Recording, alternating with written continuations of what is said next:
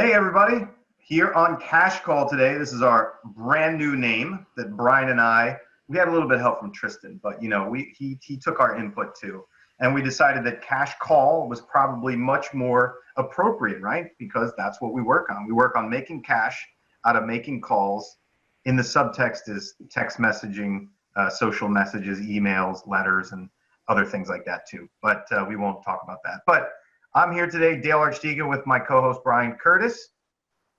Hello, everybody. It's good to be back, and can't wait to share what we've got to share today. It's super exciting. I love the name. You know, the truth of the matter is that that's not what I'm good at, but we had some great input, and I appreciate all the people who helped us in naming our little adventure here. So. Yeah, I suck at naming things.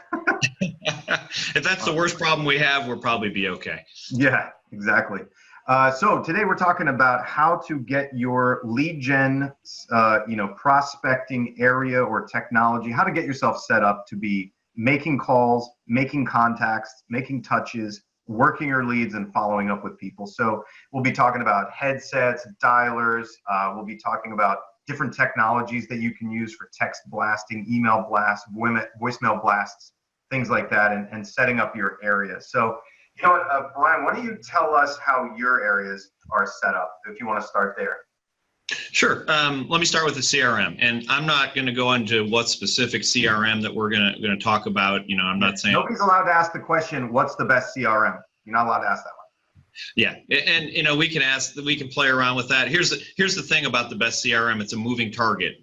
So, 4 years ago it was this one, 3 years ago it was this one, 2 years ago it was this one. So, change if you need to, because there's some great technology out there. But here's what I'm saying is more important than which CRM, and because Tristan posted this one time, I'm not going to say it. The best CRM is the one that you use. Tristan disagrees with me on that, so I'm not going to say that. But I will say this: the best CRM is the one that you use and is organized. So, for me, the number one thing that we have to do, pick some place where you're going to set yourself up where no one's going to bug you. I don't know about you, but the second somebody comes and starts talking to me, I lose 30 minutes. So block out, build your bunker, whatever it is that you've got to do to make sure that no one comes and bugs you. If you have an office, put a sign on the door. This is my cash time. This is when I'm making money. But here's the thing that I feel, just because we're talking about products that we're going to start to make phone calls out of, the number one thing I see agents do that they shouldn't do is they don't organize before they start calling. Because, if you want to be efficient and effective, spend 15 minutes figuring out who you're going to call before you make your first phone call. So yeah. That's one thing that I believe that probably 90% of people don't do, is they don't get organized. They don't make a plan. They're not planning to be successful. They're basically hoping and praying. To me, it's the equivalent of hunt and peck when you're on a keyboard like this. Yeah. So step one, organize. You know what happens when you show up and you're not ready. You spend like a good 15 to 20 minutes dicking around trying to figure out that first person to call. And then you make that dial and nobody answers, and then you spend another 5 minutes trying to figure out the next person to call. And before you know it, you've made 5 dials in an hour. And then when your manager, office manager, partner, your spouse asks you how many people you talked to today, nobody was answering. I don't know. I did it. I'll do it again tomorrow. Bad day on the phones. All right, so that's the first thing. At some point in time, if people want it, we'll actually do a whole call on how to organize your CRM, how to organize follow-ups, and I think that's an important thing to know how to do. But I don't think that's what this call's about. But I wanted to bring it up because if you aren't organized, that's going to be episode. We have it on the schedule. You wrote it on there last time. It's going to be episode number 4, database management. Perfect. And we're going to come up with a sexier name. Yeah, the sexier name. So let's start talking about equipment. And, so for me, this is my headset, and I'll put it on and look dumb. And, I worked at Keller Williams for a long time, and people described me as the guy walking around with the goofy headset. They didn't know my name. They didn't know who I was, but I have a tendency to walk and talk. Guy. So I was just the guy walking around with the headset. So this is a Jabra 40 Evolve. It's nothing special. I buy them 2 at a time because I burn them out. And I'm also rough on them. They get thrown in the back seat of my car. God only knows what. But they're a pretty sturdy headset. And let me say this. I don't know if you can see the back end of this. This is a plug-in. And so anyone who's going to lead generate for 2 hours a day, if you're lead generating on Bluetooth, in my humble opinion, you're going to burn it out. I go through a Bluetooth headset in about 60 days. And when I say go through it, people at the other end start to complain about it after about 60 days. So Brian, that's what model is it? It's a Jabra Evolve 40. Evolve 40. And it is wireless, right? No, it's wired. It's oh, it is wired. Okay. So, yeah, I'm against wireless. I don't like Bluetooth. Again, I feel like after about 30 to 90, somewhere between 30 and 90 days, depending on how long you talk on them, you burn them up. Okay. And so that one will connect to what, your cell phone, or does it connect to your computer? It does both. So it's got a standard 3.5 inch jack. This is I have an iPhone, so this is the thing I plug in the bottom of my iPhone, and that's what it is, plain and simple. I've got another headset that was more designed for telemarketers as well, and it's a Jabra 9924, but you have to get special adapters for that. But here's the thing, I can use this on my computer, I can use it on my iPhone, I can use it wherever I want. So for those of you who burn through an iPhone battery, there's an iPhone adapter that you can get so you can charge and have your headphone plugged in at the same time. If that's the objection you have, objection closed. Okay, good. We'll talk about mine. So right now what I'm using is a Logitech wireless headset here. So this one actually comes with a USB plug that I plug into my laptop, right? This one in particular does not connect to my cell phone. Here's full disclosure though, I'm not lead generating for real estate sales at the moment. And so I don't need to worry about calls coming back into my cell phone. And if I want, like, I can do voice over IP calls through any recording system, which we'll talk about. So, you know, I'm primarily doing sales for my coaching and training company. And so it's not a you know, triple line dialer kind of thing like I was doing when I was in real estate production. So Absolutely. I'm not triple line dialing realtors to get them to coach with us. But I can use something like this. However, you know, when I was running ISA departments, we would use Plantronics usually, and we would use a binaural, which is what these are, which is what Brian has also, where it goes on both of your ears, right? So that when you're in a busy office, you can still hear people. And you need something that has noise canceling, which is super important when you're in an office, right? Yep. So we would use Plantronics typically, and Plantronics, they have some really great wireless ones. I know Brian does not support wireless, but I run them. So if you know, wireless or not, I think we should put that on a shirt, right? Got wires, ? Right? And then we can have like Brian versus Dale factions. Well, and you know, here's something to think about. You know, what does one of those wireless headsets cost? This one here is like $50, $75. Okay. You know, here's the thing. Try it. If it works, that's just been my experience. And I will say this, I don't lead generate on a regular basis anymore because I'm running my team and I'm a coach, but there are weeks that I spend in excess of 25 hours a week on the phone, and that's actual talk time. So I'm definitely burning through stuff. And even these wired headsets, they're good for about a year before they die on me. So, yeah. You know, if you're using a headset that's 3 years old, what I'm going to tell you is you're not calling enough. Because there's no way it should last that long unless it's the greatest created, right? It should be broken.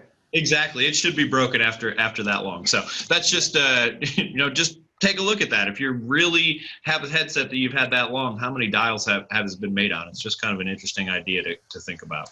So yeah. But I love the idea of having a mic that's noise canceling. You know, nothing more frustrating than the person at the other end not being able to hear you. You're calling them, you're asking them for business. If they're irritated because they can't hear you or understand you, you have no chance of selling them. So, you know, get something that works. And I will say this too, test it. So we use a dialer inside of our CRM, and I tell every agent before they make phone calls, call your spouse, call your friend, call me, whoever it is, call somebody, make sure the call quality is good, because if it's not, then you are really burning your time and you're burning clients, because I don't know who this guy is, but I can't understand a word he says. I don't want to take his phone call anymore. Brian, do you have any agents that are actually just dialing through their cell phone, like through the dialer to the cell phone, and they're just holding it like this? Or does everybody use some version of an ear and microphone? I've got about 90%. I've got a couple of agents who are a little bit stubborn. And at the end of the day, it's their time, their choice. As long as they hit my minimum standards, if they want to spend their life like this, that's their choice. I don't know how you can do this. Like, I'm not even sure I'm capable of dialing the phone in my hand anymore. Isn't that annoying? Like, that is so old school. It's like, hey, we're going to watch some VHS tapes and hold our cell phone to our head. Let's do that. That'll be fun. Absolutely. You know, why would you not be wireless so that I can type on my computer, that I can take notes, whatever your process is? Oh my gosh, it's 2019. Please, if you don't take anything else from us today, if you're not using a headset, for the love of God, use a headset. It will increase your efficiency at least 25, 30%, just that one thing alone. Yeah, absolutely. Makes a huge difference. Okay, so headsets, right? We definitely recommend them. Noise canceling, if you can get it. Well, I say if you can, of course you can get it, right? Noise canceling headsets exist out there. So absolutely. Get them, whether it's wireless or wired. I think, you know, Brian has his preference. I like wireless to be able to walk around. Wireless does, however, so I'll give Brian this. Wired connections don't screw up. Wireless ones do. Just be honest. And you forget to charge your stuff too when it's wireless. You got to charge it. So that's another problem. So as long as you can police that, you don't walk too far from where the source is, and you make sure that your sound sounds really good on wireless, I recommend wireless. But, you know, if not, go with wired. And here's the thing, always have a wired backup. I mean, these aren't super expensive, right? So you can get that for yourself. Awesome. So, I love that idea. Wired backup is great at a bare minimum. I love that. Oh, I have one. I have a wired headset that I sat on and broke, but it's my only wired one. So when I forget to charge this stupid thing and I have like 4 more coaching calls to go for the day, I got to bust out the broken one with the duct tape on it and do it wired. Nice. Yeah. All right. So let's talk dialers, because I think that that's something that a lot of people are out there. You know, maybe let me just cover what a dialer is. So there's a bunch of different types of dialers. We have our actual system that we're using is what we call a click-to-call dialer. It allows you to create a list, and the second you hang up with the next person, you hit next, you hit next, you hit next. That's a click-to-call dialer. That is not nearly as efficient as some of the other dialers, but it's built in our CRM, so I don't have to worry about importing and exporting, and that's why we use it. The next type of dialer, and probably the most popular, what you normally hear about dialers, are one-line dialers, which is basically it calls one person. As soon as it gets their voicemail, it'll leave them a voicemail, which is kind of cool, and then it'll start dialing the next one.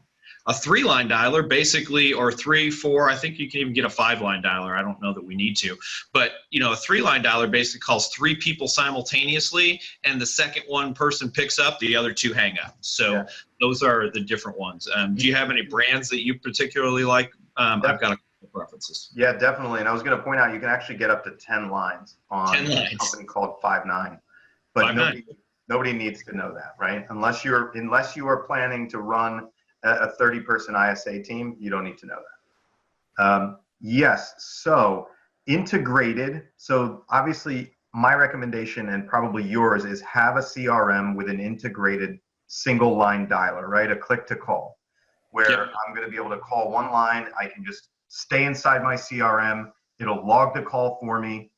It will record. That's one thing I really recommend, that you get something that can record. And there are unfortunately, Boomtown can't record. Firepoint can. Can Follow Up Boss record?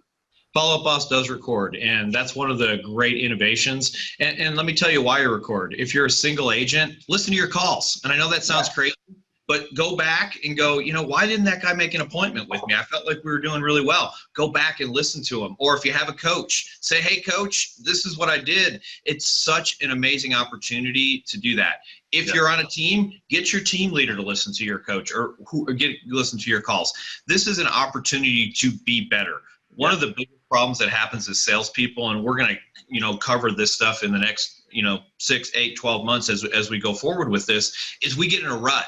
Have you ever said something over and over and over again and you don't even know you say it? By the way, we all have graffiti words. Like one of the things that I keep saying, and it's one of my graffitis, is if you don't learn anything else today, learn this. And sometimes I say that 3 or 4 times during something. It's one of those things that I started to notice about myself. We do those types of things. We can notice patterns. The only way you can notice that stuff is you go back and review. So the ability to record your calls is priceless. And, you know, yeah. And you know, Brian, if they have a coach that's not getting them to record, they need to fire the coach and get another one.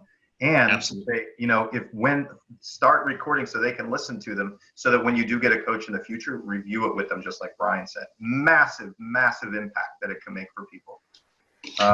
Absolutely. So recording is huge. And then here's what I recommend also for most prospectors. If you guys are running internet leads, if you're doing expireds for sell by owners, or God help you if you're doing circle prospecting or anything else like that, but if you're working a large volume of leads, I recommend that you have a multi-line dialer, and one that can call up to 3 lines. And there's 2 companies that are easily integratable with real estate. The best known one is Mojo, mojodialers.com, and then a lesser known one is salesdialers.com. And sales dialers, I believe, can go up to 4 lines at a time. They do. Yeah, and they, their interface. Mojo's been around forever. I've used Mojo. I used Mojo for many years. I've run teams on Mojo. However, when I checked out sales dialers, I thought that their interface and the way that it works was less clunky. There's some clunky things about Mojo that they've just never fixed, but they are a staple of the industry. And so that one is massively important. It can be really difficult there's a learning curve to being able to get up to speed and use one of those things and not screw up. But once you do, when you're calling through a list of several hundred old leads, like there's nothing better than doing it on a multi-line dialer.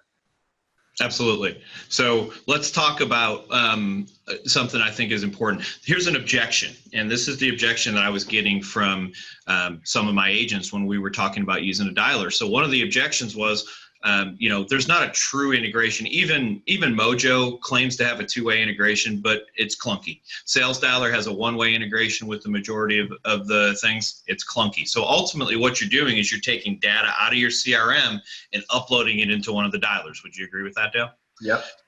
So here's the objection that people give me. Well, it would just be easier for me to manually dial than do that. So here's the math. A single line Vulcan dialer, and with one of the dialers that we use Vulcan to call FSBOs and expireds, and it has a built-in single line dialer. So on a single line dialer, my agents who are using it can make approximately 70 calls an hour, just on a single line dialer. So the flip side of that is manually they can make about 30 calls an hour. So do the math. If it takes me half an hour to export data, by the way, if it takes you a half an hour to export data, hire someone to teach you how to do that. But let's just do that math. I'm still making almost double the calls in an hour of my time. So, if you're a person who wants to call 100 people a day, you need a 3-line dialer. And that's absolutely. Yeah, because you know what? Most of the people in this group are agents, right? Some of them are ISAs, but a lot of this group is agents, and they have to go and sell houses, right? They have to show houses. They have to write contracts. They have to negotiate things. They have to go to home inspections. They have to go to settlements. They have to work on their marketing, right? They got to make a flyer. So if they're, I recommend that every salesperson get a minimum of an hour to 2 hours of lead generation in their schedule every single day. And in fact, I would say you didn't work a day if you didn't get your prospecting done. And so if you try to follow that, which I'm sure, Brian, you probably feel the same way for salespeople, right?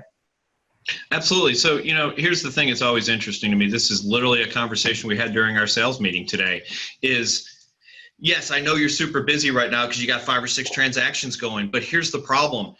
The call that you didn't make today is 60 to 90 days, and we're going to be having a different discussion about why you're slow 60 to 90 days from now. Yeah, so the call you didn't make today is an appointment that you don't have, or a contract you don't have, or a closing you don't have 90 days from now. Exactly. And that's the thing. I understand that there's a lot of different moving parts, and I understand that other agents are a pain, and there's a million reasons why you don't have to lead generate, and I can tell you them all. If you have an objection for me, I've got it, I've heard it, I've probably said it. But at the end of the day, I'm a human. At the end of the day, if you don't want to do this with your real estate business, sit down and lead generate every single day. Yeah. It is literally the most important thing that you can do. Here's a fun part. If you want to figure it out, how much money do I make every time I dial the phone? For me, it's about $12. Literally dialing the phone and getting no answer made me $12. Now, we all know that didn't directly make my $12, but when you average out over time, and by the way, I'm in a market with the average sales price at $200,000. I'm not, we're not talking $15,000, $20,000 commissions. I'm talking about average middle America, $200,000 houses. So, if you think that that's not worth it, if there's something else that you can do for 30 seconds that's going to make you $12, please let me know what it is. I want to sign up. Yeah, Brian, that's great. And there's another thing that I tell people when I'm trying to get them to do what they're supposed to do. When they have that time block on their schedule, once you finally get them to time block the lead gen, right? But then they come back and they have some excuse for why that time block didn't happen. I mean, you have kids, right? I do. I have kids. When I have to pick my kids up at the bus stop, there is no excuse for why I can't show up at that day and time each time to make sure that it happens, right? I make it happen. It happens. Absolutely. Unless I'm in an ambulance, right? I'm going to be at that bus stop to pick up my children at that time. It just happens. So make your prospecting like picking up your kids at the bus stop. And for those of you who don't have kids, I don't know, figure out something with your pet, right? Leave your pet somewhere in a public place and just, look at it that way. Like I have to go and get them and save them. So Absolutely. You can make it happen. It's about priority, right? The reason you didn't make it happen is because it wasn't a priority to you. 100%, if it's the one thing that you have to do in any given day, sit down and make your calls. And, we said this before, I'm going to say it again. We'll probably say it every single week. Success is boring. Doing the same thing over and over again, that's a little bit boring. But I'm not asking you to do it for 8 hours a day. I'm asking you to do it for 2 hours a day. Have fun after that. And, it's funny. Here's something interesting. If you're a procrastinator, by the way, I'm a procrastinator. One of the best things I ever heard about procrastination was procrastination. So that's the number one thing I put off every single day is my procrastination. I know that sounds corny, but if you go in with that mindset, it really helps. I wanted to cover something real quick, Dale, and this is something that's interesting to me. And our dialer actually tracks actual talk time. So I was surprised. I started looking at this data over the last couple of weeks. Someone who's making 200 phone calls a week, what would you guess, and I'm just putting you on the spot here, what would you guess the amount of actual talk time per week that person has?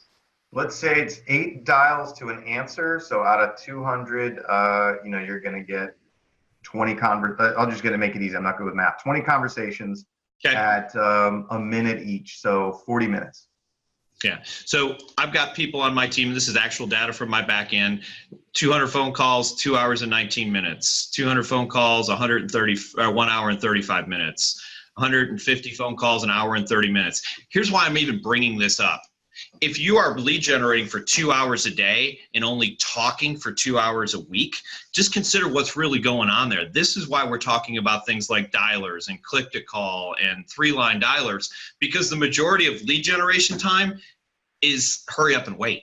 And I don't think that people really realize that. We are sitting there waiting and waiting. Oh, I got somebody. And then we have a conversation. And then I wait and I wait and I wait because, 10 hours, 2 hours a day, 2 times 5 is 10. And the most anybody on my team actually spoke was 2 hours and 19 minutes. So that's crazy. So almost 8 hours of time spent, right? If they did it for 2 hours, that would be 8 hours of time spent not actually doing anything. Just waiting. Just waiting. So this is why efficiency is such a big subject to me in 2019. Everybody wants more time. Everyone's like, I don't have enough time. I don't have enough time. Well, you know what? you and I both got 24 hours today, and I know the exact number. We're going to get 24 again tomorrow. The question is, what am I doing with those 24 hours? So, I had a coaching client who I spoke to last week who had an ISA who was making 35 calls an hour, and I said, that's the most insane thing I've ever heard.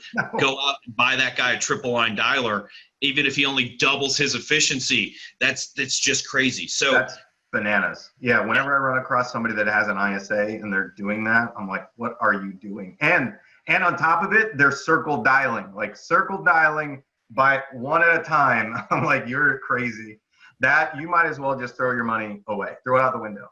Yes, absolutely. And I don't care how good that person is, you're wasting money. So anyway, I think that it's really an important concept to her. If you can't talk for 2 hours a week, you're in the wrong business. Oh, absolutely. That's what this business is about talking to people and helping them buy or sell real estate, right? That's what it's about. Yeah, it's great. That's good information. Just grasp that. 2 hours a week of actual, this is Brian. That's all you need. Right. All right, let's move on to some of the software before we're going to have to end for the day. Sure. So we use a text blast feature. So, in the last episode, we talked about being able to leverage emails, text messages, voicemail drops, right? To be able to assist in getting some more of these connections, right, Brian? Because like you just talked about, if we know, depending on the list you're calling, it's somewhere between 8 and 14 dials to a pickup, to one conversation. Well, you can maximize that work that you're doing and get more conversations and get more connections by also texting, emailing, and dropping voicemail blasts. Absolutely. So I wanted to talk about some of that software. So one thing that we've used for bulk texting, right? So if you're dialing in Mojo or in a multi-line dialer and you're going through your dial list, right? Once you're done, you can take that list of people who haven't answered and you can dump it into a system like CallFire, right? Callfire.com. And you can have a pre-formatted text message that will go out to that list. You just upload the list, you say which column is the first name, and you can actually drop their name into the text message. You could drop the address into the text message if you're doing this to expireds or for sale by owners, and you just hit go and it'll blast 30 or 50 or 100 text messages for you. Likewise, you can take that list and fire out an email blast. Hopefully your system, your CRM will be able to do that for you, or another system that you have. So I'll go through these, the ones that we use, and then I'll go to you, Brian, and see what you guys do for texting, emailing, and that stuff. And then the only one that I know of for voicemail blast, so I might be stealing this from you, is Slide Broadcast, right? Where you would record a voice message. When you're ready to send that voicemail blast, you would upload a list of numbers and you hit go and blast out the voicemail to everybody. So yes, you can drop automated messages inside your dialers and your multi-line dialers. However, what I've noticed, especially with Mojo, is that it's not always accurate, right? Mojo's not always that great at figuring out whether or not it's an answering machine and actually timing the message to hit correctly. So you could follow it up with a voicemail blast if you chose not to leave your voicemails. So back to you, Brian. Texting, emailing, voice blasting, any of that kind of stuff that you guys do, and how do you facilitate it? Absolutely. So first of all, we don't leave voicemails. That's a number one thing for my team. I think voicemails arguably are the most inefficient way to call. But the flip side of that, I have a slide dial account because I can leave voicemails in an extremely efficient way. Just like Dale said, I can literally upload 100 people into a slide dial, drop it like that. It takes me a grand total of 5 minutes to send out 100 voicemails. So, but don't do it as you go. So as we go, we have a standardized text that we'll set out. So for example, if we were calling leads from 2018, the standardized text would be, hey, we're following up with people who inquired about houses in 2018. Just wonder what your plans were for 2019. And so basically when that person doesn't accept, I just cut and paste it in my CRM and go, cut and paste and go, cut and paste and go. So that's what we're doing for text messages. We can also do that. I can pick a list of 50 people, pick a text message and send it out. That's not technically text blasting, but I can send out 50 text messages in less than 5 minutes. Yeah, so let me slow you down. So let's walk people through this, right? Sure. So you're in Follow Up Boss, right? And again, for everybody out there, any CRM that you're using that has text capability, right? That dials next text capability. Yep. So you've just dialed the lead, right? They don't answer. You go take us through the process. So number one thing I'm going to do as they're dialing, I'm cutting and pasting a text. So, and I've already cut it. I've just pasted. Basically, I right click and hit that. Or for you people who are a little old school like me, I hit Control V. It pastes the text. The phone's ringing, the phone's ringing, the phone's ringing. I hear voicemail. I hit send on the text and I hit click to get the next call. So I'm sending it, I'm an efficiency nerd. Anything I can do to save 5 seconds for something I'm doing over and over and over again will be so cumulative over time that I'm literally getting days of my life back. And I know that seems crazy, but if you ask anybody, can I have an extra week, a year? You can. Do it 5 seconds at a time. Yeah. That's what we're doing with that. Great. So you've dialed, you've just texted them. Now, do you do anything with email, or is that later on?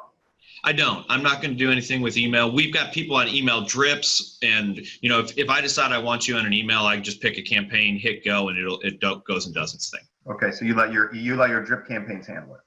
I do. Got it. So what we teach our ISAs and clients, that you do the dial like Brian, you do the text message, and then you'll fire out an email. So just like he does with the text, we would then have pre-formatted emails that we fire off that look different from our drip campaigns.